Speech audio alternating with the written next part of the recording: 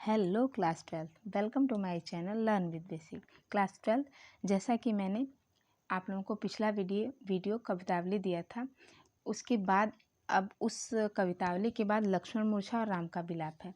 जो आपके subjective question इससे आएंगे उसको मैंने आसान बनाने के लिए इसके भावार्थ को आपके इसी वीडियो में डाल दिए हैं, ताकि आप उसको अच्छे से पढ़ लेंगे तो उससे जो क्वेश्चन बनेंगे आपके सब्जेक्टिव वो आपके लिए आसान होंगे। तो ज़्यादा समय न गंवाते हुए आगे बढ़ते हैं, और प्लीज़ मेरे चैनल को लाइक, शेयर और सब्सक्राइब करिए। आगे देखिए क्या है। तव प्रताप उर राखे प्रभु, जय हूँ नाथ तुरंत। यहाँ पे तुरंत है, कुछ वर्ड में शब्दों में मिस्टेक है, उसको आप लोग प्लीज़ देख लीजिएगा। मैं वैसे जो बोलूँगी वो अच्छे से बताऊँगी आपको, बट अगर कहीं भी शब्द में थोड़ा सा गलती हो तो आप उसको समझने का प्रयास करिएगा, क्योंकि ये प्रिंटिंग मिस्टेक है। तो आगे देखिए। तव प्रताप उर राखि प्रभु, जय हूँ नाथ तुरंत। अस कही आय सुपाह पद, बंद चलऊ हनुमंत। भरत बाहुबल शील गुण, प्रभु पद प्रीत अपार। मन महु जात सरार रहत, पुनि पुनि पवन कुमार। यहाँ पे जो आपको दिया गया है, जो लाइनें आपके समक्ष हैं, उसमें ये बताने का प्रयास किया है कि भरत और हनुमान का जब मिलन होता है, यानी कि हनुमान जी को जब भरत कोई राक्षस जानकर कि वो आक्रमण कर रहा है, तो ऐसा जानकर हनुमान को धनुष बाण से प्रहार करते हैं, जिसकी वजह से हनुमान धरती पे गिर जाते हैं जब संजीवनी बूटी लेके जा रहे होते हैं लक्ष्मण के लिए। तो जब हनुमान जी उनको बताते हैं कि मैं इस प्रयोजन से यहाँ पे आया हूँ, तो उनकी बातें सुन के भरत जी अपने भाई राम और लक्ष्मण के प्रति बहुत चिंतित होते हैं, और फिर उनसे कहते हैं कि आप तुरंत जाइए और उनको ये संजीवनी बूटी दीजिए। तो उनका वहाँ की ये बातें हैं, ठीक है। तो उनके साथ जो भी बातचीत उनकी होती है वो यहाँ पे है। तव प्रताप उर राखि प्रभु, जय हूँ नाथ तुरंत। तुरंत है यहाँ पर। तो हनुमान जी कहते हैं कि आपका प्रताप हृदय में रखकर मैं तुरंत जा रहा हूँ। यानी आपका जो प्रेम है अपने भाई के प्रति, और जो आपका प्रताप है, जो आपका उनके प्रति सम्मान है, उन सारी चीज़ों को मैं अपने हृदय में रखता हूँ और मैं जा रहा हूँ एकदम तुरंत। अस कही आय सुपाह, ऐसा कहकर आज्ञा पाकर, आयस मतलब आज्ञा पाकर, पद बंद चले हनुमत, उनको नमस्कार करके और हनुमान जी चल देते हैं। भरत बाहुबल शील गुण, प्रभु पद प्रीत अपार। भरत जी का जो अपने भाई के प्रति प्रेम था, सम्मान था, जो उनके प्रति अभिवादन था, उन सारी चीज़ों को हनुमान जी भरत बाहुबलशील, मतलब भरत जी के बल का, भरत जी के शील का, व्यवहार का, गुण का, सब कुछ चीज़ें, और उनके अपने भाई के प्रति जो प्रेम था उसका जो सारा चीज़ था, उसको लेके मतलब कि मन में वो सोचते हैं कि कितना इनको अपने भाई के प्रति लगाव है कि उनके सिंहासन पे खुद न बैठ के उनके चरण पादुका को रखे हैं। तो ये सारी चीज़ें मन मोहुजात सराहत, मतलब मन में ही सराहते, उसकी सराहना करते हुए, पुनि पुनि पवन कुमार, उसकी सराहना करते हुए, बार बार इस चीज़ की सराहना करते हुए कि ऐसे भी भाई हैं, मतलब इतने आज्ञाकारी भाई हैं, इतने प्रेम शील भाई हैं, जो अपने भाई के न होने के बाद भी उनके चरण पादुका को सिंहासन पे रख के और राज्य का कारभार देख रहे हैं। ये सारी चीज़ें हनुमान जी मन में सोचते हुए आगे बढ़ते हैं। अब इसके भावार्थ को भी देखिए। हे नाथ, हे प्रभु, मैं आपका प्रताप हृदय में रखकर तुरंत यानी समय से वहाँ पहुँच जाऊँगा, ऐसा कहकर भरत जी से आज्ञा लेकर उनके चरणों की वंदना करके हनुमान जी चल दिए हैं। भरत के बाहुबल, शील, स्वभाव तथा प्रभु के चरणों में उनकी अपार भक्ति को मन में बार बार सराहते हुए हनुमान जी संजीवनी बूटी लेकर लंका की तरफ जा रहे हैं। आगे देखिए क्या होता है।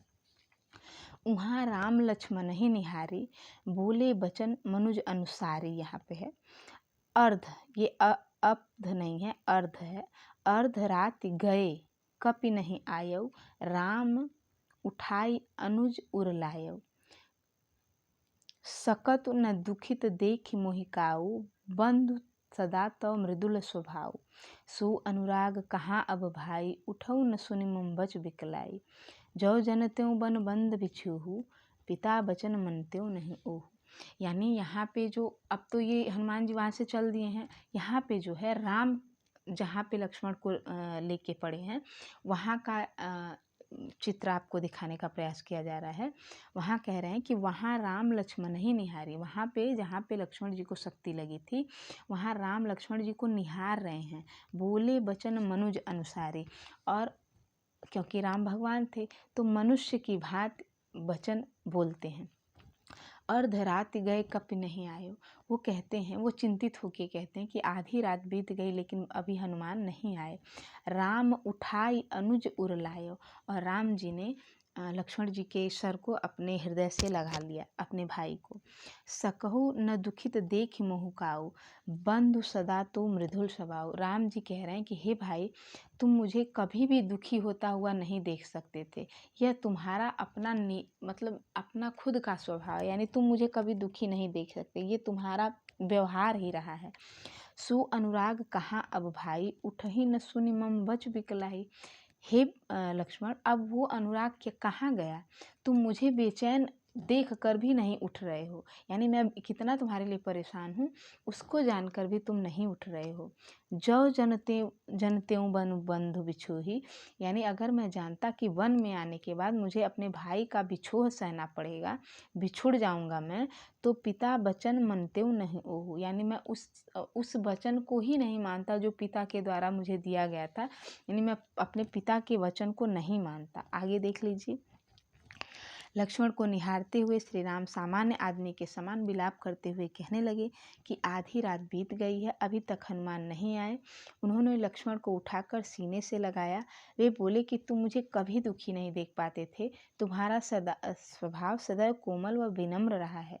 मेरे लिए ही तुमने माता पिता को त्याग दिया और जंगल में ठंड धूप तूफान आदि को सहन किया। हे भाई, अब वो प्रेम कहाँ है? तुम मेरी व्याकुलता पूर्णक बातें सुनकर क्यों नहीं उठ रहे हो? यदि मैं जानता होता कि वन में तुम्हारा वियोग सहना पड़ेगा तो मैं पिता के वचनों को भी नहीं मानता और वन में नहीं आता। आगे देखिए क्या कहते हैं। सुत वित्त नारी भवन परिवारा, होई ही जाहि जग बारंबारा। अस विचार जिय जागहु ताता, मिलई न जगत सहोदर भ्राता। जथा पंख बिनु खग अति दीना, मन बिनु फनि करिबर करहीना। असमम जीवन बंधु बिन तोही, जो जड़ देव जियावहि मोहि। जयहूँ अवध कवन मुहलाई, नारी हेतु प्रिय भाई गवाई। यहाँ भाई होगा। बरु अपजस सहत्यों जग माही, नारी हानि विशेष क्षति नाही। यहाँ पे देखिए राम जी क्या कह रहे हैं कि सुत वित्त नारी भवन परिवारा, पुत्र धन स्त्री घर परिवार हुई जई हैं जग बारंबारा, ये सारे जग में बार बार हो जाएंगे। लेकिन अस विचार जिय जागहु ताता, मिलई न जगत सहोदर भाता। लेकिन एक ही गर्भ से पैदा हुए सहोदर, यानी एक ही गर्भ से दो भाई पैदा होते हैं तो उन दोनों भाई फिर वापस उसी गर्भ से नहीं पैदा हो सकते हैं। यानी वो भाइयों का जो एक ही माता के गर्भ से पैदा हुए भाई, वो दोबारा जग में नहीं मिल सकते।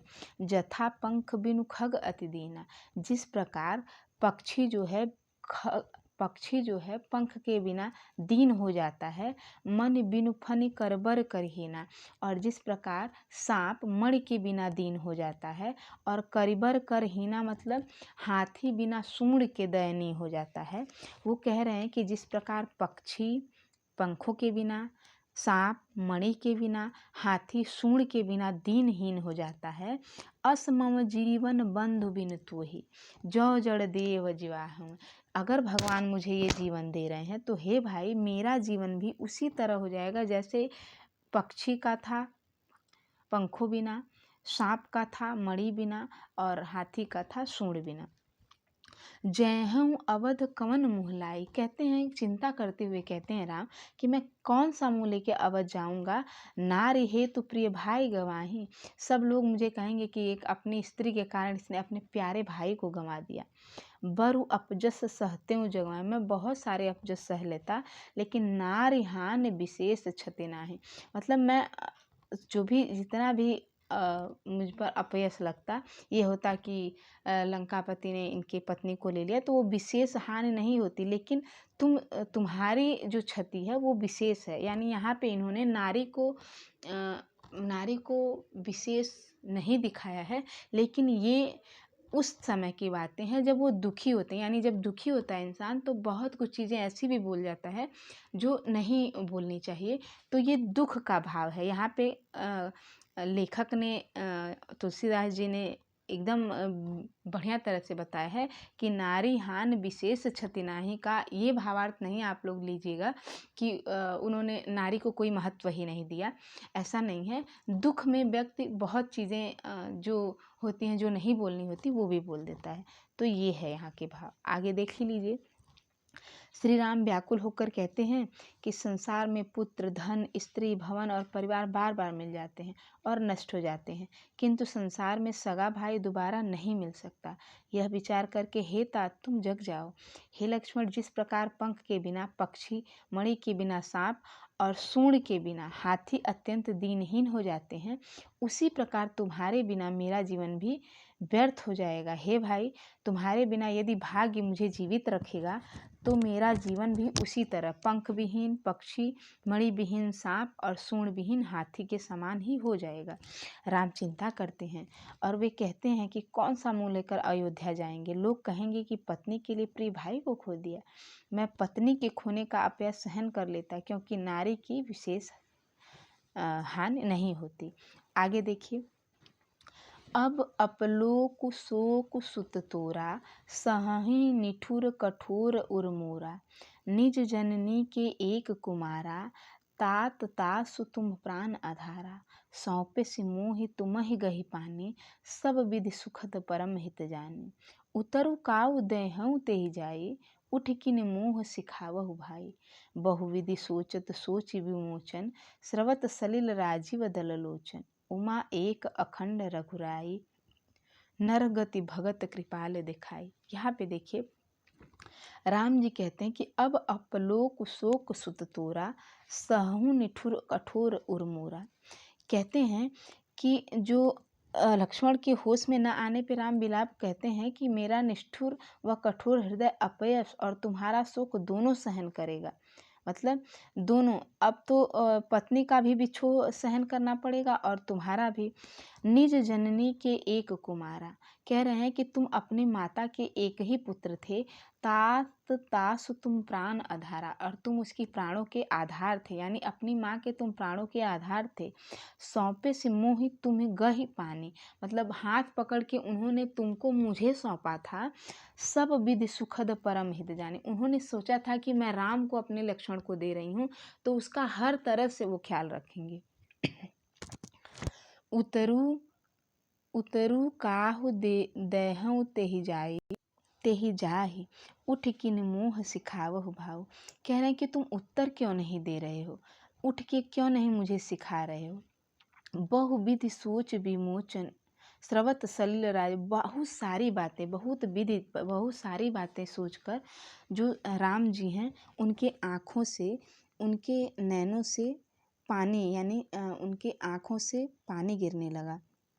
उमा एक अखंड रघुराई, ये सारा दृश्य देख के भोलेनाथ पार्वती जी से कहते हैं कि नर गति भगत कृपाल दिखाई। हे पार्वती,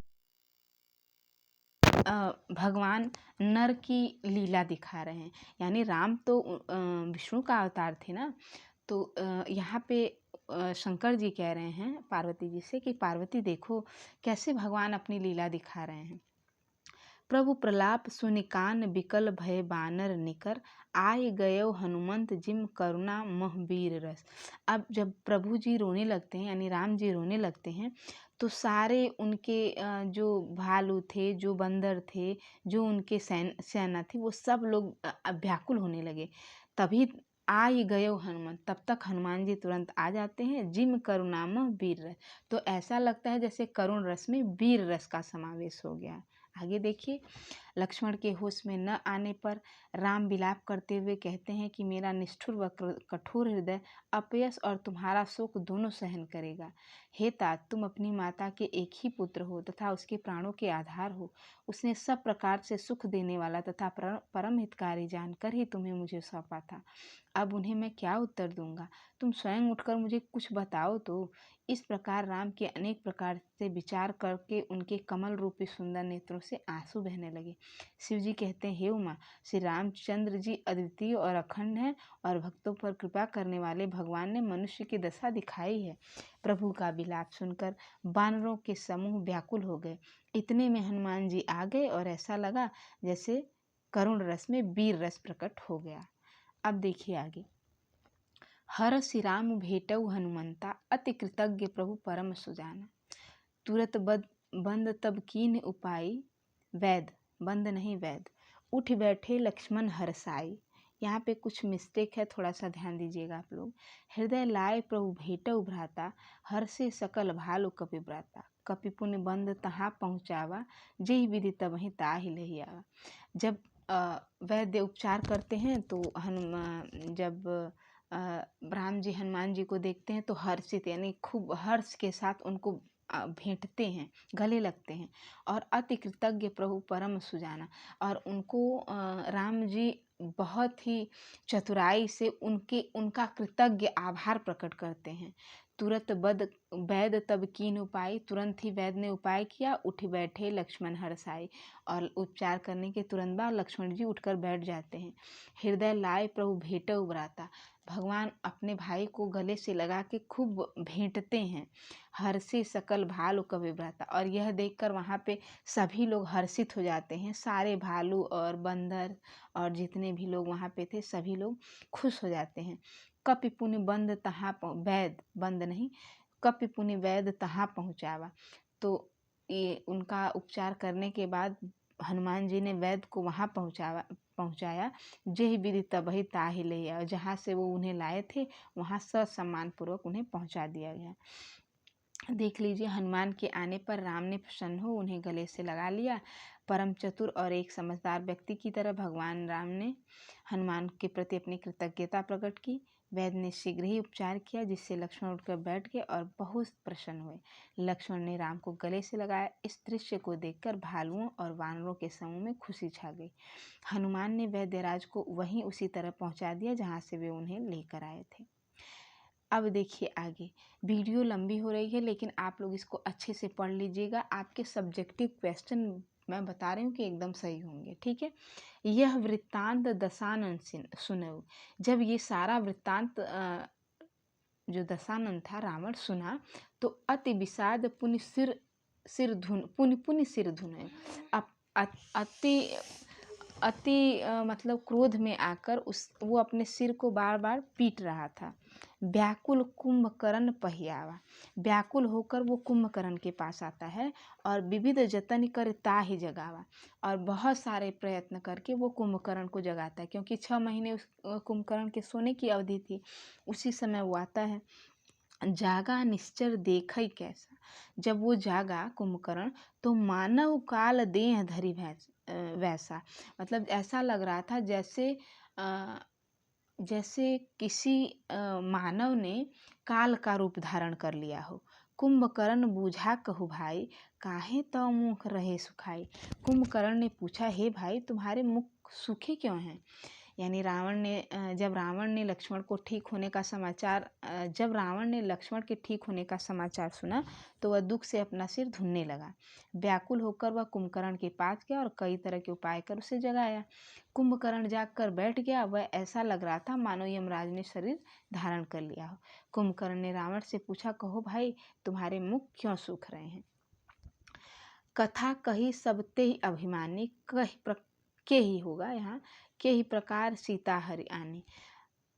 सारी कथा उसने कुंभकर्ण को सुनाई कि मैंने कैसे कैसे सीता का हरण किया और उस कैसे लेकर आया और क्यों ये युद्ध हो रहा है। ताति कबहि सब निश्चर मारे, जितने भी बंदर और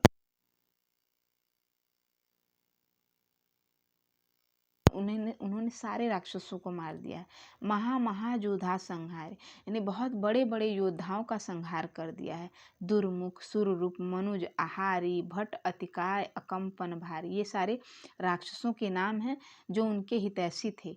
वो कह रहे हैं कि इन दुर्मुख, सुररूप, मनुज, आहारी, भट्ट, अतिकाय, अकंपन, इस सब को अपर महोदर आदक बीरा, मतलब और भी सारे महोदर आदक बीरा परे समर मई सब रणधीरा, सभी लोग मरे पड़े हुए हैं वहाँ रणभूमि में।